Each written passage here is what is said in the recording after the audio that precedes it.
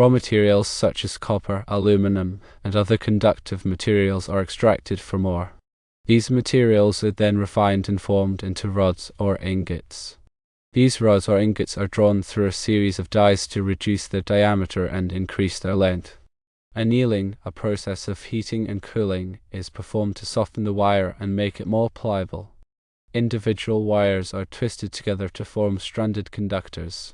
Stranding improves flexibility and reduces resistance. For cables that require insulation, such as type THHN and type XHHW, the stranded conductors are covered with a polymer material. Common insulation materials include polyvinyl chloride, cross-linked polyethylene, and ethylene propylene rubber. For armored cables, such as metal-clad cable, the insulation is wrapped with a protective sheath made of metal such as steel or aluminum, polyvinyl chloride, or nylon.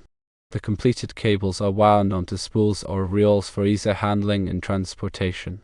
Let's delve into specific types of cables.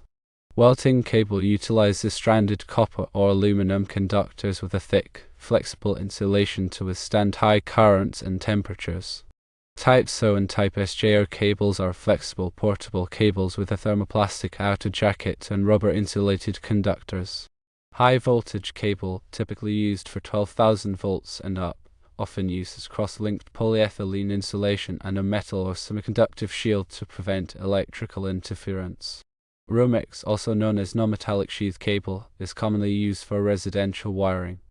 It consists of two or more insulated conductors encased in a flexible plastic sheath.